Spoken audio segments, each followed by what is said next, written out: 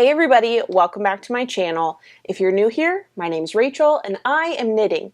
Not right now, but most of the time, and I have been knitting, so I'm going to tell you all about it. Today's video is episode 29 of my weekly podcast series, which is a series where I get on here and talk to you about all of my projects that I've been working on throughout the course of the week prior. So if that sounds interesting to you, definitely hit the subscribe button so you don't miss future installments. And let's get to it. Let's get right into it. So this episode covers the afternoon of September 16th through September 22nd. So today, the day of filming, is September 23rd. Happy fall, happy autumn. I think yesterday was the first day of fall according to posts I was seeing on Instagram. So if that's true, I never fact checked it. But if that's true, then happy fall. Happy autumn, and I hope that you are enjoying it in whatever way you prefer. So let's get started with the first section of the podcast, which is project updates. And I have 7 projects to update you on. So let's just get into it. The first project is a finished object. This is my Dewdrops Cowl, which is, again, this is my upcoming pattern. It's currently in test right now. And this is the DK weight version. It comes in DK weight and also worsted weight. And I'm very happy that I am now done with my DK weight sample. Let's see if I can get this on without messing up the mic. No, I don't think I should risk it. So I'm just not going to risk it. But yeah, this is what I quickly learned. Not as quick of a knit as the worsted weight cowl. The worsted weight cowl I could work up in a day. The DK weight cowl, not so much. So this was my first project for about a week, and now it is complete.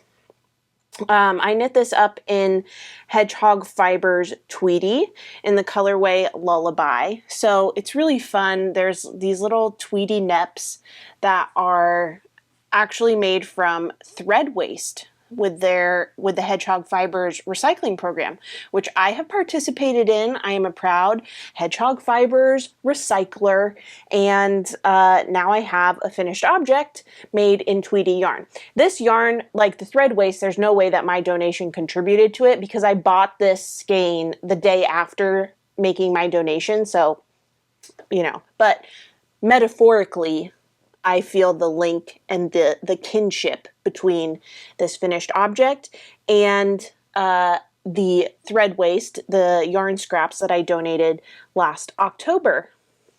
Dun dun dun dun! Very happy, very, very happy with this FO. That's it for the Dewdrops Cowl. I don't know if you can tell this, but I'm kind of in a rush. I've got a long to-do list of things to do this week. Today, this week, next week, so let me just take a minute and relax, because who wants to watch a rushed video? That is stressing me out. I don't want to stress you out, so I'm just gonna slow down a little bit. Like, this is dedicated time to talk about knitting. There's no need to be rushed. There's no need to be stressed. Everybody just cool it a little bit. Speaking to myself. So there's the Dewdrops Cowl. Let's move on though to the next project, which is my Seaglass Sweater. I updated you on this Seaglass Sweater in last week's episode, episode 28. And since that update, I've knit, what, 1, 2, 3, 4, 5, 6, 7. About 7 rows, maybe 7, maybe 6.5, not quite a full 7.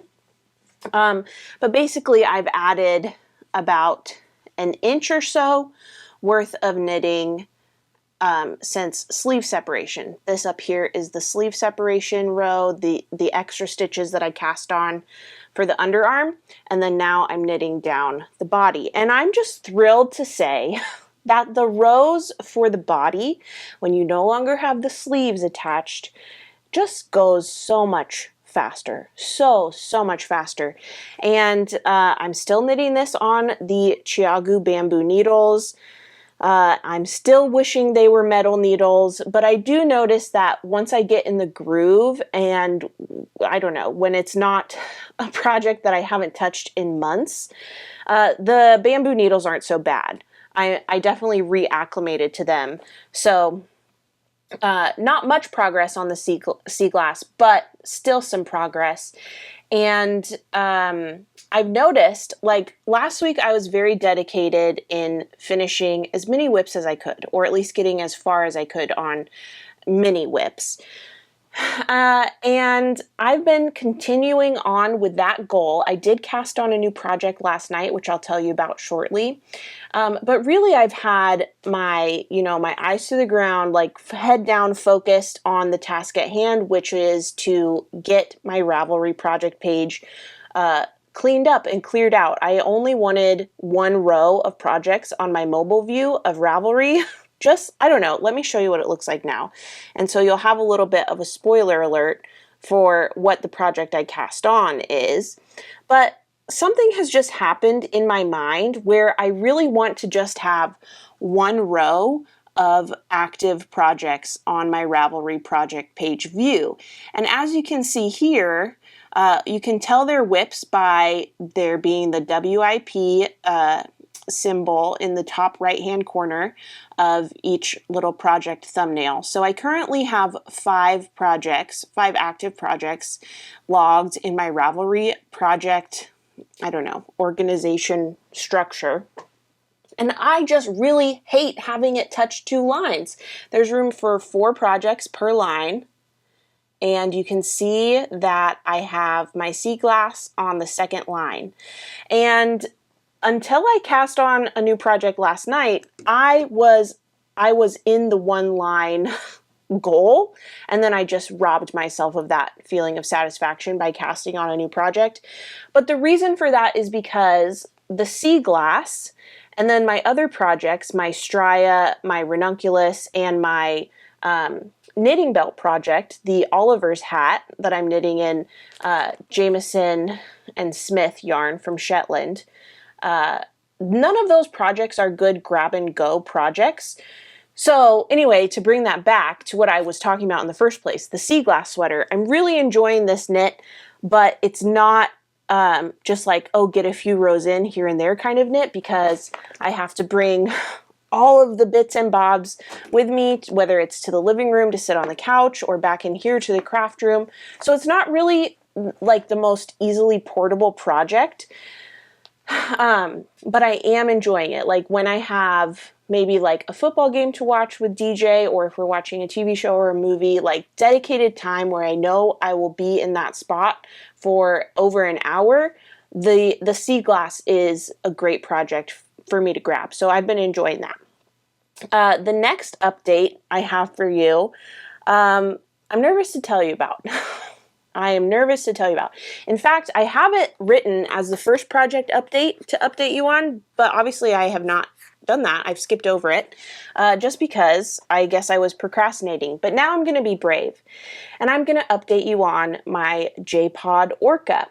Last week, I told you that I had finished knitting all of the pieces for this Orca stuffed animal, and that throughout the course of knitting this item, I was very disappointed in the yarn. I was very, very, frustrated because the yarn had an absurd amount of dye bleed, just like to the point of just utter frustration.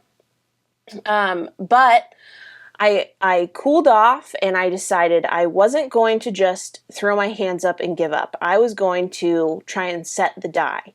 So I purchased citric acid over the weekend when we were getting our groceries. It's in the canning aisle at Walmart. So I purchased citric acid. And I got my dye equipment out of my craft room closet. I put it on the stove. I put the right amount of citric acid, probably a little too much citric acid, in a dye bath. I put the knitted pieces of the Orca stuffy in the dye bath. I heated it for a good amount of time, like around 45 minutes, and then I turned off the heat and I let it cool. And there was no dye bleed in the dye bath. I was very encouraged. I thought, finally, this worked. We cracked the code. We did it. And so then I thought, I'm not going to really believe this is true until I try and wash these pieces. So I took the pieces out of the dye bath. I like wrung out as much water as I could, and then I put it back in water in the sink, in the bathroom sink, with some wool wash, and I was like, the sigh of exasperation that I let out could have moved mountains, I'm sure. But there was dye bleed still, atrocious dye bleed, to the point where I was like, hey, DJ, come look at this. And like, he came out of the other room to look at this blue water in the sink. And I was just done. So the J-Pod Orca update is that it is no more. It is no longer a project that I'm working on because it's in the trash. It's literally in the garbage. I'm sorry, like, that you may clutch your pearls to hear that. Like, I'm not trying to be wasteful, but it came to a point where I did my due diligence. I think I did more than my due diligence, honestly. And it, just like the grief it was giving me was just too much. And so it was time to say goodbye. And I did. And I said goodbye, and then rolled the carcass of the J-Pod Orca along with all of our other weekly trash to the curb, and the garbage truck has since picked it up and taken it away. So yeah, that's too bad, isn't it? It really is too bad. And I don't know, I feel kind of like a failure to say that I did this, but also like, not really, but I don't know. It's kind of embarrassing, you know, like, that's not the end result anybody wants. It's not what I wanted. But it just got to a breaking point and I broke. So goodbye to the J-Pod Orca. Okay, so there's the update on that. Let's move on to a happier update, which is a finished object. Okay, so I have finished the Clench Your Butt Shorts pattern by Jessie Maid. What does it look like to you? Does it look like shorts? I think it does look like shorts. I had cast these off a while ago, a couple weeks ago, but I tried them on at the time and I was like, I'm never going to wear these. They're just too short. And like, I have no like hang-ups with short shorts, for some of the reasons other people have hang-ups with them. Like, I know, you know what, modesty, whatever. That's not, I don't care. What I care about is causing a forest fire with my thighs rubbing together. So it just wasn't comfortable. The length of these they weren't comfortable. So I had it on my to-do list to add length to each of the legs, and I just never did it. Never got around to it. But then when I had this goal of finishing up projects and getting my Ravelry project page cleared out so I could only have one line on the mobile view, which of course lasted for 2 minutes, I revisited these. So I added 15 rows of length on each leg, and then I knit 12 rows of 1x1 ribbing. And the length is perfect. I'm not going to put them on for you right now, but I will put a picture up so you can see. This is me wearing them last night after I cast them off. I think that if I were to make this pattern again, which I'm not opposed to, I would go down 1 or 2 sizes, because these fit, but they're not, like, they're meant to really stretch around your body because the 3x3 ribbing has that capability, but these don't really stretch around my body. They just kind of sit on my body. So I would like to make another pair, maybe one day, we'll see.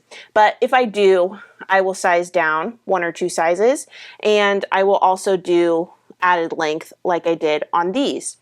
So I should tell you about the yarn. This is Merino DK from Cesium Yarn, and it's in the colorway called Clench Your Butts, which is a collaborative colorway that they made with me because clench your butts is one of my signature phrases, for better or worse.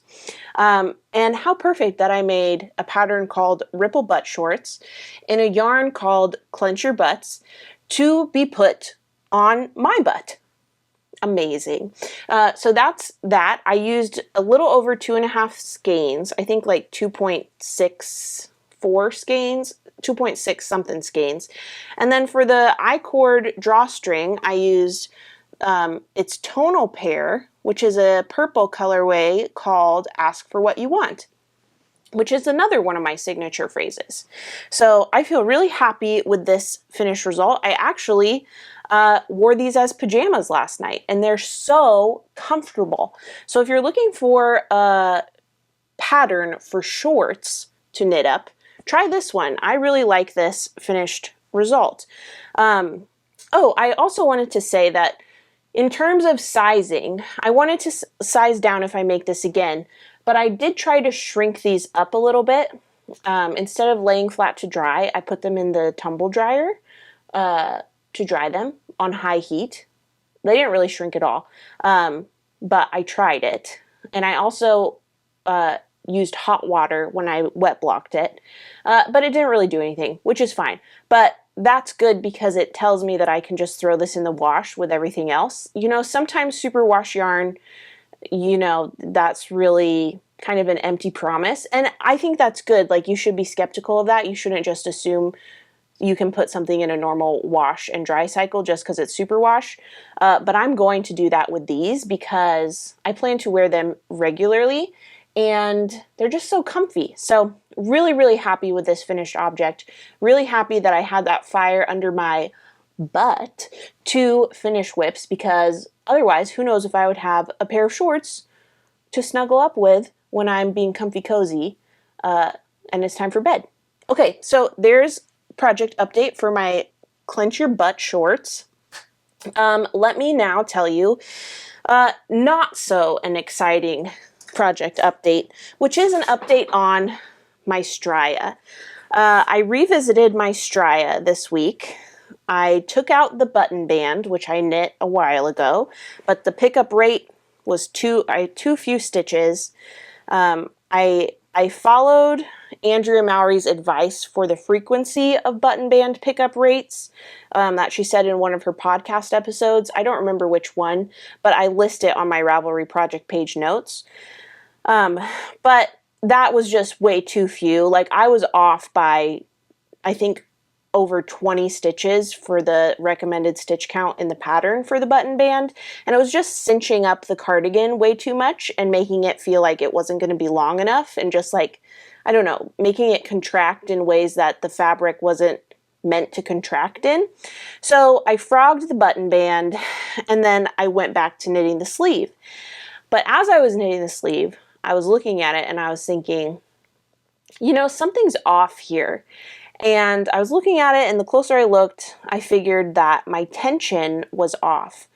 Usually for small circumference knitting, or I shouldn't say usually, but oftentimes knitters will have a tighter circumference or tighter tension, tighter gauge with small circumference knitting, like for a sleeve, because you're just naturally more compacted, and then that might lend to tighter knitting.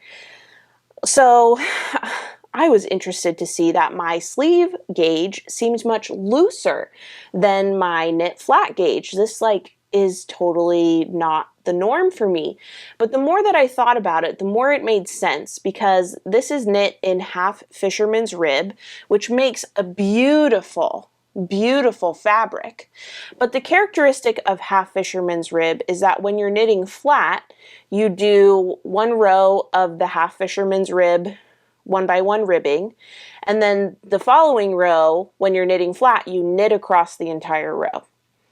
When you're knitting in the round, instead of doing a knit row, you do a purl row in between those half fisherman's rib ribbing rows. So, like many knitters, my purls are larger than my knits. So this made sense why the sleeve circumference, or the sleeve gauge, or the sleeve tension was larger than my knit flat tension, because there was a lot more purling than knit stitches as compared to when knitting this flat. So I thought, okay, I'm going to either order the shorty tips that I need, or like, shorty tips that I need for a size down. This is knit on US size 2. I was thinking, okay, I'll order a US size 1. But then I was thinking, okay, I was using a fixed circular for the sleeve circumference, and those needle tips are much more dull than the lace tips. So maybe I should try magic loop with my size 2 red lace tips, because the sharper tip may lend to tighter tension. So I thought, okay, that's my plan. I'll try it with the sharper tips, and if that doesn't work, then I'll order a size down. Well, throughout all of this, and upon further closer inspection, I realized that I had been knitting the sleeve with the wrong main color. I'll put a picture up here and you can look at it and you can determine for yourself whether or not you think it's noticeable. But I'm telling you, once this clicked in my brain and once I realized what I was looking at, I could not unsee this color discrepancy. So here's what happened. In my project bag, I have all of the yarn pieces, the bits and bobs, that are going in to make this Stria cardigan. I'm using a mini set, a fall tonal mini set from Sorella, and then for the main color, I'm using this peachy cream color called Cardigan, also from Sorella. Well, wouldn't you know it, in the mini set, which, as you can see, I have all the minis here in my project bag, there's also a cream in the mini set, which is this one. And you may be thinking, okay, great, that's awesome. Well, it's not the same as cardigan. Now, again, you may be looking at this and thinking, Rachel, you've lost it. Well, hear me out. This cream over here that I'm holding in my right hand is more of an olive toned cream, whereas this cream here in my left hand is more of a peachy toned cream. So this is cardigan and this is the mini from the fall tonal mini set. So basically that wasn't going to work because, again, once I saw it, I couldn't unsee it. So I have frogged back the sleeve, and I've put my sharp size 2 needle tips on the sleeve, and when I go back to work on the sleeve, I need to basically knit this as if it's brioche, because when I was tinking back and frogging back and picked up stitches, I just didn't have the wherewithal to figure out how to get the half fisherman's rib stitches back on the needles correctly. So I'll basically treat this row as brioche to deal with these yarn overs, and then I'll continue in the half fisherman's rib process. So I don't know, that was frustrating because this whip, if you're not familiar, I cast this on Christmas Day of 2022. It's my longest standing whip. It is the thorn in my side. It's taken forever. And so to feel like I had made progress on the sleeve, to then realize, okay, the gauge is off, I should start it over, to then realize, okay, I really need to start it over because the color was wrong the whole time. And also the button band that I knit is gone now, totally taken out. So this is like the epitome of slow fashion, this sweater whip. And I had a comment on an Instagram reel that I made this past week about the Stria, and someone commented and said that like their Stria also took them a long time and they don't even really like the finished object. And I thought, oh my gosh, please don't let that be my future. I keep saying, I know this will be wearable. I'm hanging in there because I can't wait to wear this. But if this turns out to be a garment that is just not my preference, I'm going to be so mad. Or maybe I'll just be so broken by that time. My spirit will be broken that I won't care. I'll just be dejected and numb. Maybe that'll happen, but that's not really ideal either. So hopefully, fingers crossed, butts clenched, this turns out how I want it to turn out. I'll keep you posted. So that's the update on my Stria. Let me now update you on another sweater whip. Let me grab Miss Ivy. Okay, so this is the ranunculus that I've been working on for a while, and it's in the colorway In Bloom from Treehouse Knits. Such a pretty variegated yarn. And I'm timing myself making this because I want to make a video going over the cost of a handmade sweater, and I figured the ranunculus would be a good option because it's knit on US 10 needles, it knits up relatively fast. I'm using a worsted weight yarn, and it's been really fun to get back into this, to have it back in active rotation, but I messed up the last 2 rows. I don't know what I do know what I did. I started the like textured motif, the textured motif, like 2 stitches in instead of 1 stitch in, so it's all off. So I need to frog back the last 2 rows, and I'm questioning whether or not I should include that in the time.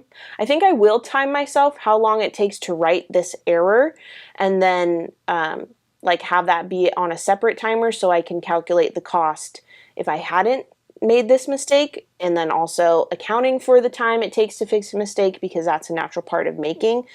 But yeah, that's the progress. I think I'm between 3 and 4 hours in right now. I have to look at my timer screenshots, but I'm not done with the yoke yet. So that gives you an idea of the true cost of handmade, how long it takes.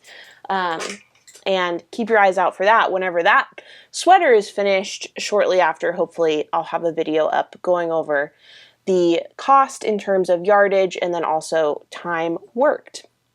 What else do I have to update you on? Oh, one more project, which is the project I cast on last night, and which is going to be my on-the-go project, because otherwise I wouldn't have had the need to cast this on, but I need a purse project. So I've cast on the Sacred Sheep hat. A few weeks ago, or maybe last week, I told you that I had plans with some of my stash yarn.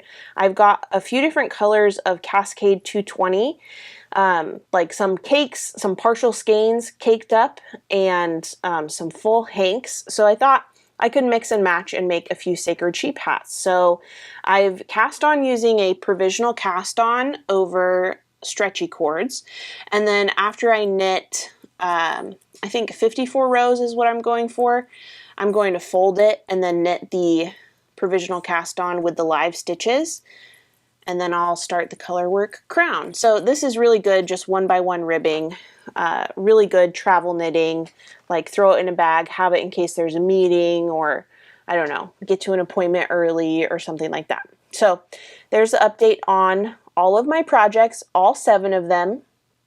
Let's talk about cast on plans. I told you last week that I was thinking about the Winter's Beach cardigan in Clockwork Fiber Co. on the analog DK base. This is in the colorway Elusive Mermaid. I was saying that I wanted to cast this on and bring this with me to Ireland.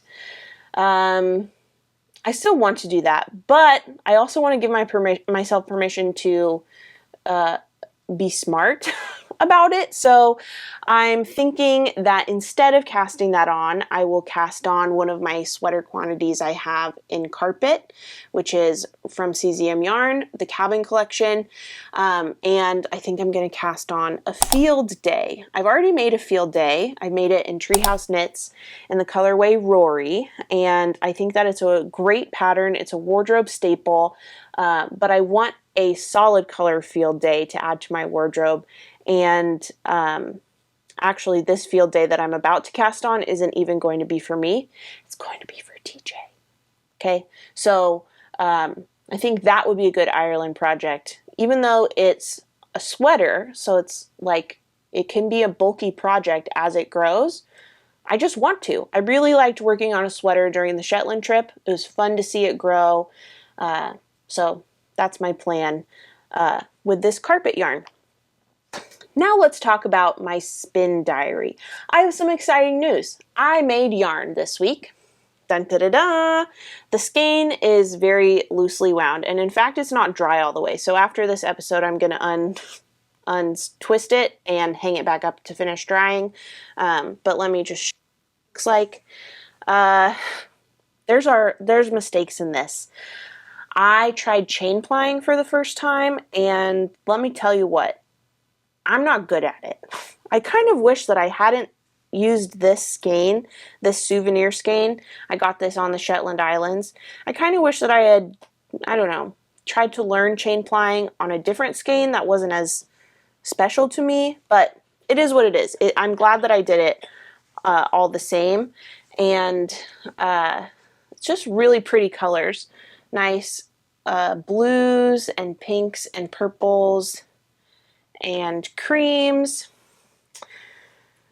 And the spin process, as I've mentioned, was not as sublime as I expected. I just thought Shetland wool was going to change my life, and it was nice. It was a nice experience, but I'm eager to get more braids, more fibers of Shanico, because Shanico was just the best I've ever had. But there's my spin. There you go. If you have any tips on chain plying, I would love to hear them, because after this, I'm just kind of at the point, basically here's my problem with chain plying. I think I overspun on the ply, because it's much better now, but you can still see places in this hank where there's just these curlicues, like right here, or like when it's resting. See all that curliness down there? That's not really, I don't think, how it's supposed to be. So yeah, any tips or resources that you have for chain plying, I would love them. So if you could leave them down in the comments, that would be much appreciated. I'm not sure what I'm going to spin next, but I know that it's going to be fun, and I also know it's not going to be Shetland wool, because, like, see there? That's not how it should be. Because the only other, well, I guess that's not true. Really, the only other Shetland wool I have, I was thinking just now before I fact-checked myself, I have 1 kilogram of Shetland wool for a sweater spin, which, who do I even think I am? I don't even really know what a sweater spin means, other than you spin enough yarn to make a sweater. But, like, I'm not ready for that. So obviously I'm not going to do that. But I do have like a sampler pack of Shetland wool that's like, I think 1 ounce per color or something like that. But I don't know. I think maybe I'll try one of my merino braids next. I don't know. I'll keep you posted. But there's my yarn. I'm very glad that I tried something new. I just wish that I had been perfect at it the first try. Is that so much to ask, really?